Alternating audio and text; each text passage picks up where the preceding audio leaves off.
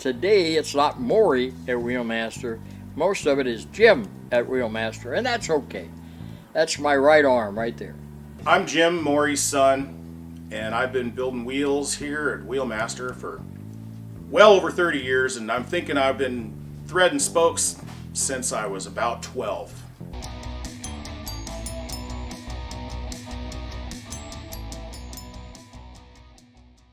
All the way through, from the very beginning, I wanted a friend in my son, and we have learned to work that way. 40 years I've been tinkering on these things. I remember in the early days, my dad, he'd yell at me quite a bit for running the machine too far one way and bashing the head off it, or making wheels that had too short of spokes and there's all kinds of threads showing, and he'd get after me and say, "Oh, cut that back apart." And there was a lot of wheels that got cut apart back in those days.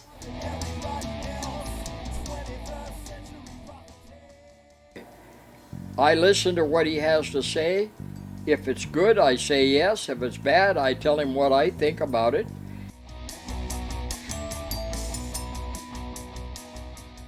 I learned everything that I know from my dad, Morrie. I'm going to build you a set of wheels that will outlast every other part of your motorcycle. We started putting together some math and figured out what we do. What you needed was to get in your head the hubs and the rims and how they work and how to overcome what their weak point was by overlapping one more. 3-cross lace pattern. And the end result is better handling, way more reliability. I talked to God about 6 years ago and I said, look, you take care of the money, I'm going to take care of the customer. My warranty is a lifetime warranty on my wheels. I have that much faith. The only thing between your butt and the ground is your wheels. You don't want to think about them last in the equation. Pretty soon he was kind of carrying his own ball over there. A dragster, a bicycle, an airplane, a dirt bike, a street bike. I can rebuild, repair, re-spoke any kind of spoke wheel made, period. They call us the Wheelmaster for a reason. We are the master of the spoke wheel. There we go. High tension truing process is complete. Truing is another whole thing, and it takes your focus. American made, American built. We'd love to have your business through the mail, or if you're local, bring it by the shop.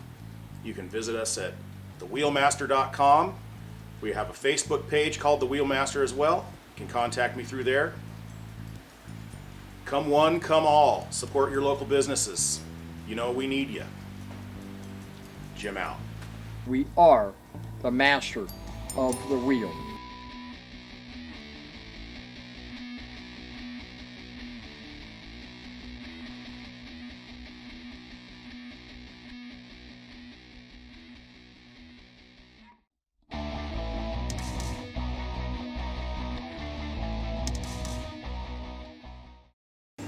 What our plan is this: we make something that is so good that we're not going to get you back as a customer until your bike wears out.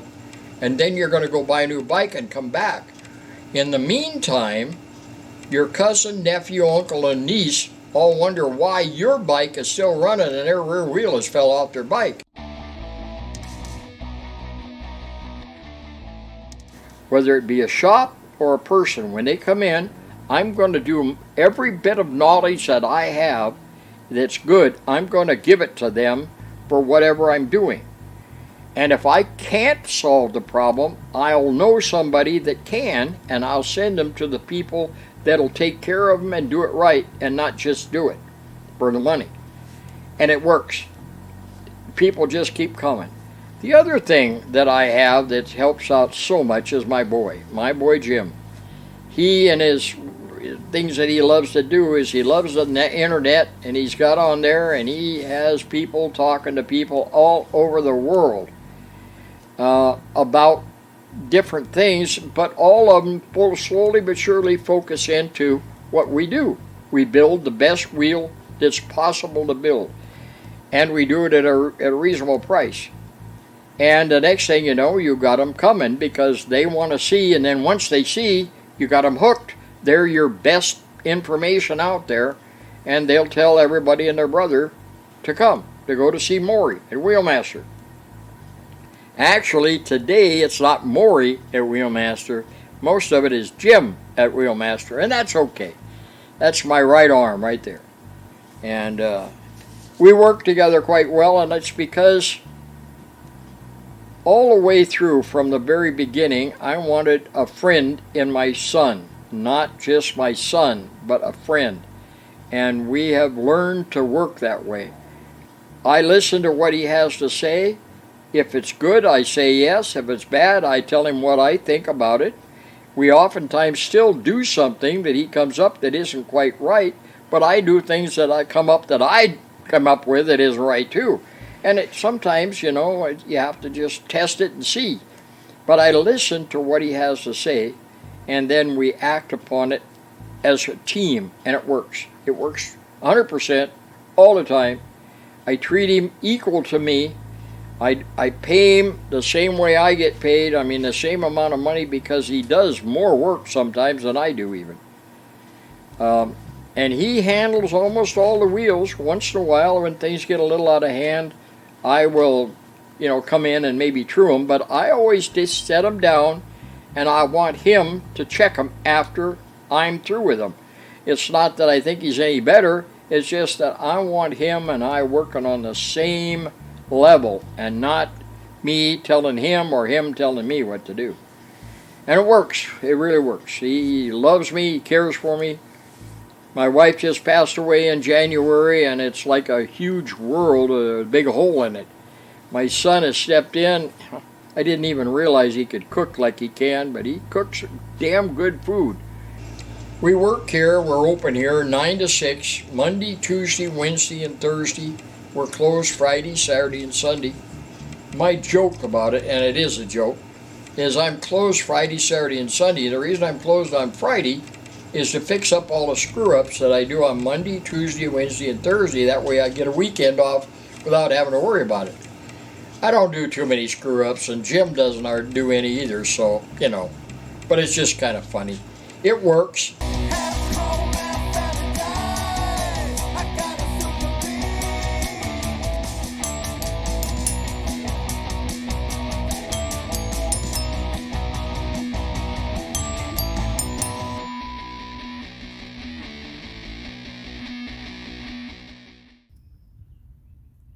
What does a professional kid motorcycle racer look like when his rims are all played out?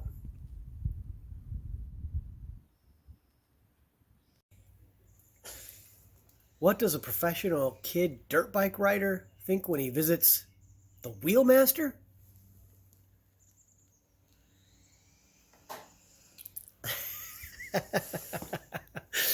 All right. Another happy customer. That's right.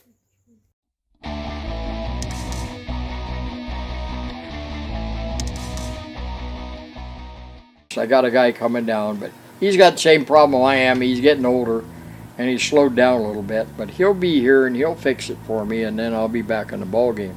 I grab a fistful, yeah, those are board heads. We're on the side down, twist the wicked game. Now, while I was growing up, I was driving a scooter, and as I'm driving the scooter, all these people are laying off at Boeing, and I'd go by a shop, and the shop would have boxes sitting out there. Where's your scooter driver? Well, they laid him off. Well, I don't have anything to do. I'll deliver him for you. Oh, well, okay, so I would deliver him for him. Anyway, now the reason I told you that a little bit was now I go to that shop, and the guy that had the boxes out there that I picked up isn't the peon on the packaging it. He runs the shop. When I see him, I go, "Hey, how you doing?" "Well, hi, Morrie," and he remembers that I helped him a lot. Nevertheless, what I was going to tell you is that there's some of the things that people don't even understand these Germans seem to know. The concrete floor has energy in it. And if you set a battery out of your car on that concrete floor overnight, the battery's dead the next morning. And I begin to realize that when you have a car wheel, whatever the size, if it's made out of aluminum, it's under stress. It's sitting there all crunched up like this. And you need to relax it. Well, what relaxes it? Heat does. A lot of times you put heat on. The trouble with heat is it'll pull the paint off. It'll change the metal into some other kind. It isn't the same metal in that area as what the rest of the wheel is. You got to be really careful on heat. But I found that if you set the dent down on the concrete in front of low temperature heat for 4 to 6 hours, it goes from all tight like this down to relaxing. Now you put that over on a rubber mat, get out your shot hammer, which has got sand or lead or whatever inside of the rubber, and you hit it. Now what happens, I don't know if you understand that, when you hit it, the mat, the outside of the hammer hits, and right behind it is the inside, so you get bam, bam. Now, why is that important? Bam, shakes the molecules up, bam, moves them, because they're all separated apart. We can't see it, but the part gets larger when you hit that first shot, and then the sand hits behind it, and it moves apart. And you take it a little while, put it back on the concrete, relax it even more. Pretty soon, you keep working, you got a round wheel. The dent is gone. There's a couple of people out there have tried it. They put, hydraulic presses in and molds and this and that and the other, and they heat it up. But the problem is what I mentioned earlier. You heat this up over here, it's different than over there and over there on the wheel. Get back on the road, the first time it hits the chuck hole, it's got the dent back in the same location because it's a lot softer. So what I do is got to do with molecules. What they're doing is got to do with how hard and how soft it is. So it kind of works out, and all of that was from those Germans. And some of the things they would tell me and show me, you'd never learn anyplace else but from them. I don't even know how they ever learned it, but they did. And they're really sharp people. And I really enjoyed it. By the way, there was one guy in there was not a German in that whole shop section. It was called Optics, and he was a Cockney, which is downtown London. There's a group of people, and they kind of sound like Aussies or New Zealanders in the way they talk. But boy, if you call them that, you're likely to get your nose bent. But he was sharper in attack too, and he had all of these English tools, wrenches, sockets, things like that. They didn't have anything for American, and of course everything that Boeing was making was American. And I saw that, and they called it Whitworth, coming out of England. And I said to him, what do you use him for? And he goes, well, I don't anymore, and I'm really having problems. And I said, well, I'll tell you what, I'll buy you some Craftsman tools, and I'll swap you straight across. He looked at me funny. He goes, you're kidding. And I said, well, I work on motorcycles and Triumphs and Nortons and Enfields and BSAs. They're all English. So we're talking Whitworth, and I need anything. You can't buy it over here at that time. You could now maybe. So I did. I bought some Craftsman tools and traded him straight across. I still have them. All I did was just lay them down, take a can of paint, and paint across them so you don't have to look through it. You just look at a color, and there it is. So you got a green one is all Whitworth, you got a red one is all, metric, and then anything else is American. And then my stepfather, my dad passed away, and my mom remarried later, 10, 15 years later. He was out of the Navy or Air Force, but he also had a hobby that he kind of made a pretty good living out of. He would buy a wrecked truck up in Canada and buy a road grader down in Northern California, and he'd come put the motor in the road grader and sell the road grader. So he had a full line of tools, and I have all of those here. And then, of course, there used to be Boeing surplus up there just south of Boeing, and boy, you whatever you needed, you figure out what you need, you go up there, take a mic this, check this, that, go buy the tool, come home and do the job. But it ain't there no more. And most of the stuff that you buy in, different companies around, Harbor Tool or whatever, isn't the quality that Boeing had, because there's, they don't want to have to do it over or do it again and have wreck whatever they're doing because of some stupid tooling. So they always had the best, and when they didn't need it anymore, they sold it there. And boy, do I miss that place. But you get by. I made up all my boring bars are coming out of a Bridgeport, but they're all got the head that goes up in and held in the Bridgeport. But it's different diameters, from down to a carburetor size, about that big around, to the long ones are about that big around, and they're about 12 to 14 inches long, not including the part that goes up inside the head. But that's how you bore a Harley cylinder. And then I have big fat ones that would take the big Harley stuff, and the quill fit down in there over 3 inches. And of course Harley's well over 3 inches.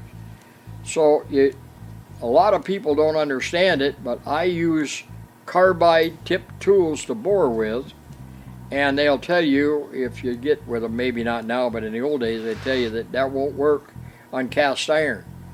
Well, it won't if you grind it to how the normal people, but if you change the grinding over to a certain grind, it'll work beautiful in there.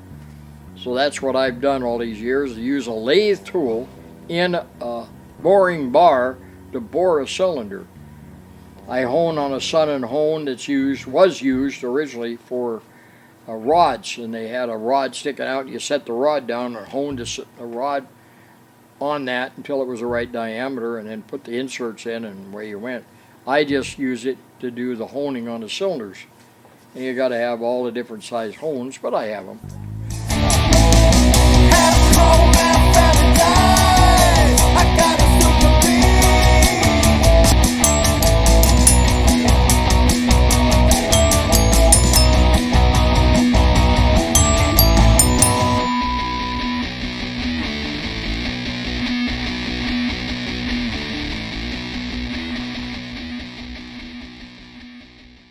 And it works, it really does.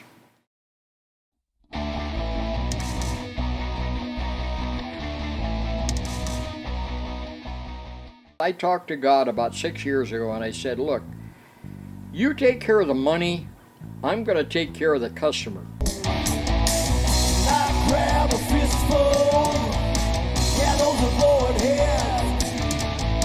They're all upside down, twist the wicked game. We actually were riding bikes, and nobody was doing anything or fixing anything, or you couldn't find any parts, and if you did, why, most of the time it was too expensive. And I remember that we started doing a certain little bit of things and working on bikes. When I lived on 45th and Pearl, I had a shop, and we worked on quite a few things there. My dad was a first-class machinist in the Navy Yard, and I believe the U.S. of America is based on the son being better than his father, all through history. I remember there was a time when I thought a motorcycle wrecking yard was the answer to the world problems, and that's when I started the one that I had in Fife. It worked out well. I hired a lot of young people, and it was really a nice business and everything. I had the state come in because they didn't even know where the numbers were on motorcycles. I worked with them. I worked with the big cop at Fife. I worked with all the way down the line, but it wasn't what I wanted to do, because I found that I had never even noticed it when I thought about all this. All the bikes that you buy are all wrecked in the front end, and all the bikes that people that come in are all wanting to buy parts for the front end. So I put the tool and die that I learned at Boeing to work, fixing all of them, front ends, whether it be the, with this and that. But I also noticed that the biggest problem with the dirt bikes is the wheels on the rear just come apart. I finally talked to somebody, and I don't even know who now, but he said, you know what, if you could go down and apply for a not just a license for that location, because they probably won't give you one. So I did. I went down to County City building and looked this guy and that guy, and the lady said, you want to talk to him, not him. I kind of went, oh, okay. So asked him if there was some way that, and he said, yes, there is. There's a permit in Pierce County that you can make up to 25% of your income as a hobby. And they call it a hobby permit. And you collect taxes, you buy things wholesale from other places wherever necessary. And I worked out of my garage. I built a longer garage and, whatever. At that time, my daughter was just a little teeny thing, and when I was working around the place there, sometimes she'd get in my way, and I got a couple of pictures of running her off, pounding on her bottom with newspaper to make her do what I wanted her to do. But nevertheless, we decided to try and take a little vacation, and we went down into California, and lo and behold, I thought I found what was, the world answer to the world problems. I found a motorcycle wrecking yard down there. Well, it just so impressed me that when I came back up, I started the process of trying to get the licenses for it. Well, the first thing I ran into that was pretty interesting, you had to have a license to have a permit, insurance. You had to have insurance to have a license in the wrecking business because nobody knew anything. Well, I finally found a guy that said he could do everything. So then I started looking around, and the city of Tacoma, every time I go up the county city building, they turn me down, not zoned right. There was a young fellow working there that drove back and forth to Boeing with me for a couple of years, and he said, Morrie, you're never going to get in here in the city of Tacoma. And I said, why is that? And he said, well, there are some people that don't want you in here. Do not want a wrecking yard here in Tacoma. And for the life of me, I couldn't think of who it was. At a later date, I realized that it was the Harley people that did not. A couple things happened in the years around there. We stumbled onto them going there to their shop down in the basement. They were doing things that I don't even know what they were, but I think they were all smoking something or other. But nevertheless, I just said, okay, we're not going to have anything to do with it. We'll get out of the city of Tacoma. So who doesn't like Tacoma? Well, Milton, Edgewood, Fife, were a few of them. There was one there down at Point Defiance. We looked down there, but there was nothing there, nothing big enough. I happened to drive by the place in Fife that H&H Diesel was actually rebuilding their trucks in their front yard or out in the street.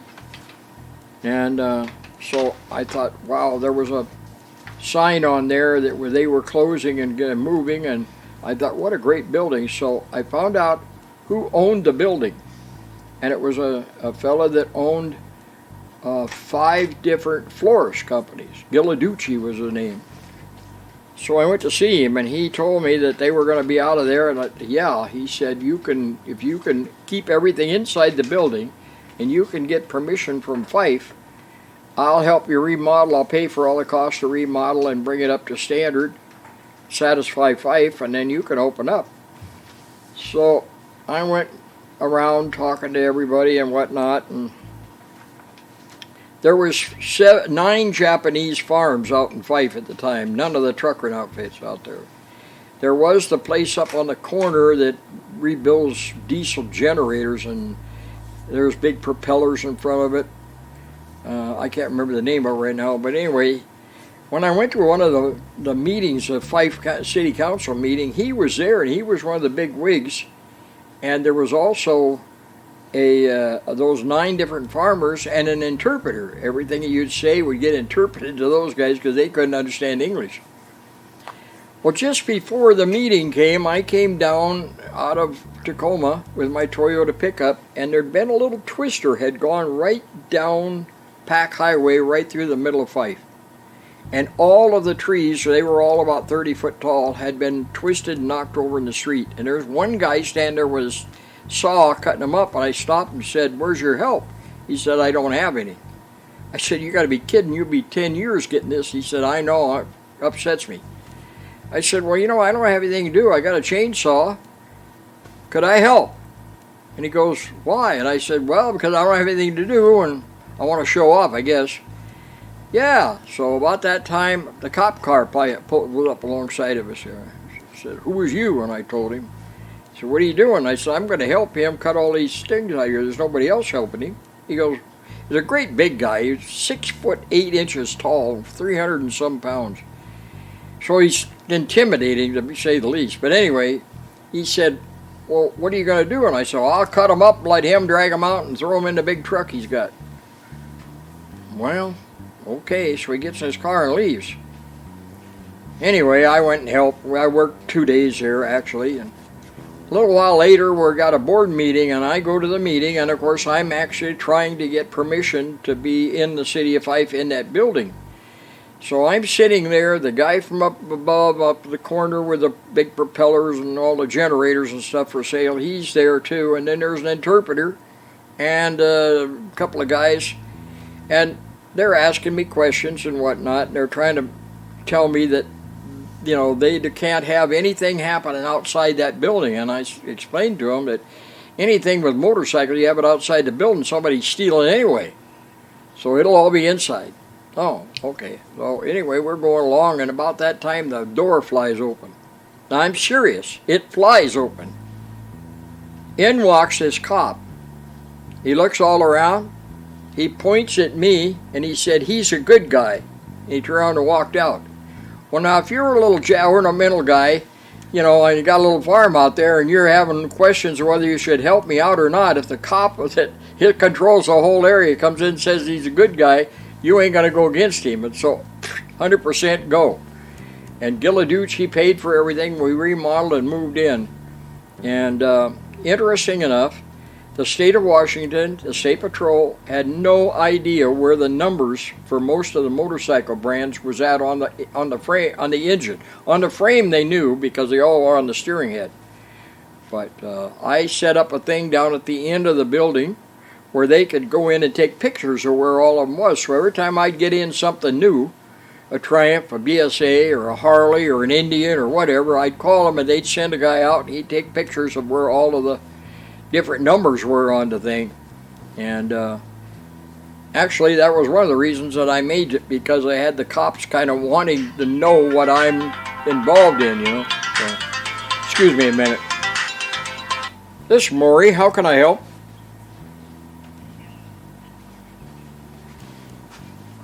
Yes. Jim, did you see the little valve cover that went on that? I got it. One of the interesting things was that I thought I had the world by the tail, but I suddenly one day after about 4 years, well, about 2 years into there, I realized that all the motorcycles that I was buying were wrecked in the front end. And everybody that came in wanted front end parts. And all of a sudden my world come tumbling down because I didn't have anything to supply to them. So what truly kicked in then was my tool and dying out of Boeing kicked in. And I said, well, why don't I fix all those things, then I'll have them. I can buy them, they're practically free, and I'll just straighten them and fix them. So I figured out how to straighten the forks, how to straighten the rake plate, the triple clamp, how to do frame straightening, whatever was needed. And also I bought machines, about 3 of them, to bore cylinders, and most of them were a big joke. Finally ended up buying a Bridgeport milling machine that was in a company over by Puyallup, and the IRS had got them and they were going out of business, so I ended up buying it at an auction. And I started boring out of that. They were very, very accurate. And that kind of got me headed in the right way, because otherwise it wasn't working. Everything you buy was already wrecked, and everything that they wanted was already, was bent up and whatever. So that started all of it. I had an old man that had the Weisco distributorship up in Seattle, Art Yellen. He wanted to get out and retire, so I bought it from him. I think it was $48,000 if I remember, and he figured he was going to have an income for a while, and Glenn and I just got to work, and the next thing we had it paid off in about a year. But it gave me an income from the piston business, because Weisco makes a forged piston, and probably the best that there is. And you have to have a lot of stock, but once you have that, you were in line. And now, today, they plate all the cylinders, so you may have to have a lot of standards, but no oversizes, because there's no boring cylinders, unless you have some of the old stuff. But one of the things that was happening all the time was the wheels, and it wasn't the front end that got wrecked, it was the rear ends that were getting busted, bent, weren't working, falling apart. And I thought, you know what, there must be something that someone can do. I had a boss at Boeing, and at first I didn't like him, but I realized that he had a photographic memory, and he and his math were unbelievable. I asked him, he lived at Midway, I asked him to come down and help me to build or to assemble something that was strong, very strong. He did. We spent a couple of days, and out of it was the simple thing about a handshake. You reach out and take someone's hand. If he was falling off a cliff, I could never hold him. But if he grabbed me above my wrist and I grabbed his wrist, I could hold him. If I didn't, he'd take me with me, and I'm going to work a whole lot harder holding him from falling off that cliff. Now, what the difference, one is we're pulling our hands apart, the other one we're pulling them together. And when you get into looking at that, you all of a sudden realize that's what you got to do to the wheel. And with Jerry's help, my ex-supervisor, we started putting together some math and figured out what we do. Well, after a while, as my son Jim got a little older, he started wanting to do things here, and he was riding bicycles on the BMX field and doing very, very well. And so I said, well, why don't you come in and I'll try to teach you some of the things. You know, you're going to sweep the floors just to get the smell in your nose, and then after that, we'll start in. Well, he really just got pulled over those wheels. For some reason, it just seemed like it was fit him. It's like a pair of pants. You know, they fit some people, they don't fit others, and they just fit Jim perfectly. So we started in the process. First to teach him how to do this, and then that, and then that, and then pretty soon you put them all together, and he's building wheels. And at first, we just repaired them. So we'd replace a spoke here, replace a spoke there. Crewing is another whole thing, and it takes your focus. But you got what they call a finger, and that being a finger, but it's just something sticking out, and you do it to the inside of the rim, so that wherever it's going by that finger, you're looking down, and when it's touching, you got to tighten it tighter towards the center.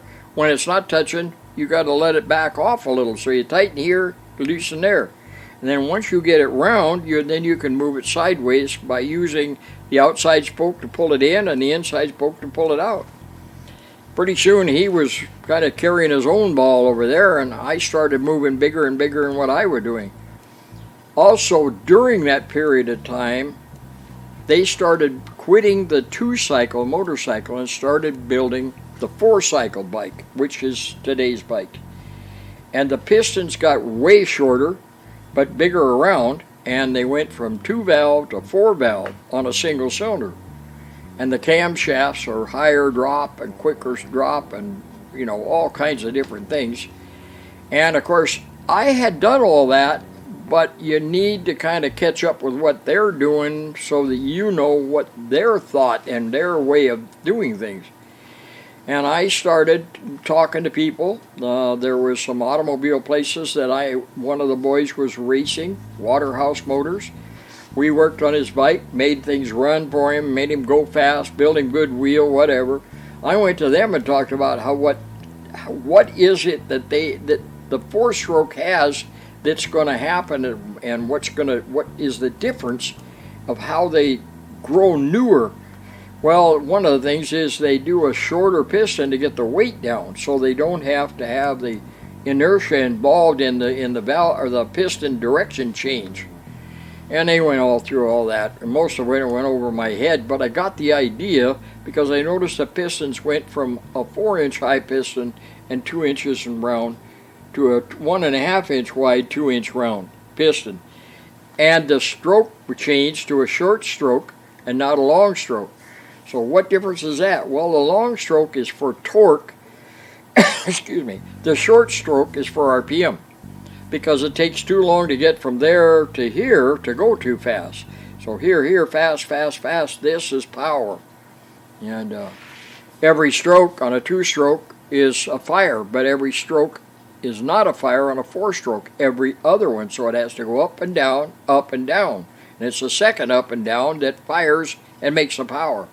So the faster you can turn that piston around and make it do it the same as it did before, the more RPM, the more power you have. And so we started into that, and I bought all the equipment to cut the seats, to lap them, to there's cutters for the seats that have carbide at different angles. There's 2 or 3 different angles on every valve, clearance angle, a valve seat angle, and a clearance angle on the inside. And all the seats are harder than heck, so you have a carbide insert, so it cuts it. Then a piece that goes down the valve guide itself to guide and keep it on line. Took a while, but things started coming around, then lapping compound, and I found, actually I think I had that from a car that I did back in the 60s. I bought a crank thing to lap valves, and it actually turns like about 130 degrees, then it backs up about 20 degrees and goes another 130 and backs up 120. And that's how you lap fast. Otherwise it's doing it by hand, which is not very accurate because you're trying to apply pressure down and keep it rolling, where this here you just crank. And I just bought different things where I could get the little suction cup rubbers, and I made a tool to fit them onto this crank, and away we go. Bought a bunch of cutters, and then I bought a bunch of seals and a bunch of valve guides and all kinds of things, and slowly but surely moved into that era, I might even say. I also began to notice that some of the new tools that are coming out were battery operated, would last indefinite almost. So I started changing from 110 over to a battery on a lot easier, because you'd have to drag it around the shop, unplug and plug there, and I still have a lot of that. I bought a lathe in the meantime. Most of the things we do on the lathe are kind of aftermarket, but if the center spark plug is on the center of the combustion chamber, you can put it on a tool in the chuck and you can spin it and polish on the lathe. If it's not, you have to do it on some kind of a handheld device to polish it off. I don't know. We also bought a few other things. A couple of people beginning to go out of business. There was a welder out on Pacific Avenue or South Tacoma Way. He went out of business. I bought a welding table he had. I bought a bunch of other equipment, big saw, all kinds of stuff, because they were all going out of business because the world has changed so dramatically in the last 20 years. It'd blow your mind. And so he was going out, and I had the I knew him well because I was always going out and have something done. I used to do all the welding, actually. I learned how. Both heliarc. I bought a big heliarc machine. It works great. But then I started having some troubles, and the trouble turned out to be heart trouble, and they got a defibrillator in, and of course it is affected by this electricity that's coming out of our welder. So parked all the welding, and I stumbled onto a guy. I'd known him for years, but I didn't ever use him that much. His name is Dick Washer, out on Browns Point. I believe that man could weld anything to anything if he made up his mind to. Working at Boeing, I tell you, on an airplane at 10,000 feet, the welding had to be pretty good, because that first step is a bitch. And he makes those welders at Boeing look like children. He just can do things you can't believe. And so I use him a lot anytime I do any welding. Jim has a friend that welds too, and he does a really nice job, but he isn't Dick Washer, by any matter of means. And then, shops around. Woody has a shop in Tacoma, and they had here and there. At one time, my wife worked here with me, and she worked full-time, buying pistons from Weisco back in Ohio, having them shipped out here, stocking them, then taking them off of our stock, putting them in a box, and shipping them to the people who were calling us, because we did have 3 states, Washington, Oregon, and Idaho, that were ours as distributors. Well, at one time there was 85 motorcycle shops between the California-Oregon border and through Washington and Idaho-Montana border. 85. Today, I doubt if there's 8 and 5 added together. And it's gone down to practically nothing. There's still a few out there. A lot of them that are still there are working out of their garage because they can't afford the overhead a lot of times. Even the big shop Henshaw's in the valley down here actually closed up finances Ken Austin, Auburn Motorcycle closed. Bent Bike, who was the other wrecking yard in the area. He had one in Auburn and one up in above Seattle. Closed and gone. And the reason we're still here is kind of because I read a book written in 1922 by a fella, and it covered life pretty well. And it had a little bit about everything. And one of the things he said, if you ever start your own business, you want to have the property next to your home, and you want to incorporate your home and your property and yet have a wall between them so they're not infringing on each other. Well, a little while it took me to figure that one out, but I began to realize it's got to do with you being home when your wife wants you and not being there when she doesn't want you. So nevertheless, I started out that way. This was not zoned for a shop for motorcycles or anything. But what it said was that it was zoned for agriculture. And down in the right-hand corner of the information said you could repair anything you want to keep in business. So I went back and showed that to him, and I said, you know, that says that I could have anything here that I could repair to keep me in business. It doesn't say in agriculture, in business. I want to put a building up and do some machine work for different things. And the guy kind of scratched his head, and then he said, well, I see what you're saying, and the literal part of it is just what you're saying, although I don't think that's what they meant. But, and he looked back and forth and said, I'm going to sign it in anyway, and he did. So I started out with this building. I had it put in by a company up in Linwood. It's a pole building. They did a beautiful job. I had an old man neighbor up here that he came down and took the lumber. There was no barn here. Took the lumber off the barn, stacked it over the side. They built the building. Then he came back and put the second floor with the material that was left over. I bought a little bit, but not much. And then we just started building what is in here. We put a bathroom in. That was a little later, though. But I got the shop in and got it up and running. They gave me a 30 by 30, but they also, down in the left-hand corner in fine print, said I could have motorhome storage. So I said to him, what does that mean? He said, well, you can have an extension on the end of your building to store your motorhome. Well, what is that going to, get into? He said, you got to have a fire door in between. So that's a door on an angle, so if it gets hot, it sets off this thing and it shuts the door. I said, okay. So after I got it all built, they put in that extra room over there. As soon as I got it all bought off and everything, I went over and pulled the slanted off, just pulled a straight door in, and, everybody's happy. Nobody knows the difference. I insulated it really well because I knew I was going to spend most of my days down here and maybe some of my nights. We had concrete floor put in, had somebody from my church come down, 2 of them, and they put the floor in, did a beautiful job. There's a couple little cracks here and there, but they did a great job, and I don't believe there's hardly any steel in it, but it is, a good job done. At a later date, I decided I needed some office room and whatever, so I got a permit for a carport on the north side. I poured the slab. I waited for about 1.5 years, and when I poured that slab, I put in on the corner post steel sockets that hold 4x4s. And then about 1 year later, almost 2 years later, I went out there and put 4x4s and built the building. And I looked it up, and it said on the state of Washington, on this property out here, you could have temporary buildings. Well, what's temporary? It means that you tear it down, move it, stand it back up again. So I went ahead and built the whole end. It's 22 feet that way and 30 feet the crossways this way, or 40 feet, across this way.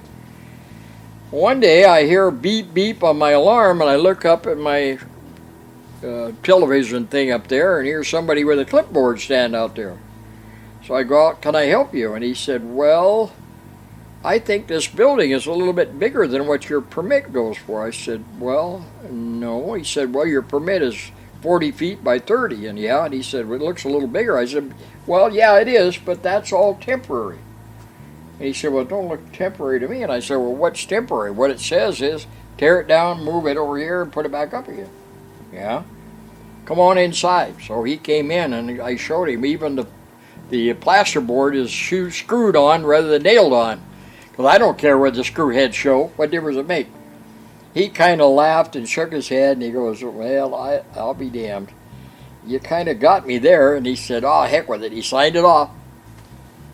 Oh, later on, my car out here sitting in the rain, and I decided to do something about it, so I built a carport full length of the building. Well, it didn't take very long. I come to find out they have satellite pictures of roof sizes, and they recognized my roof was too big, so they sent the same guy out. I go out, he's standing there, I go out.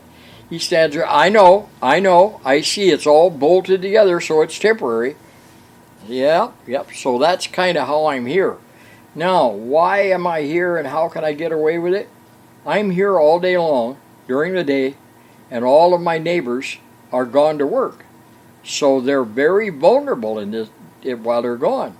My cameras cover from the corner down here to the corner up there.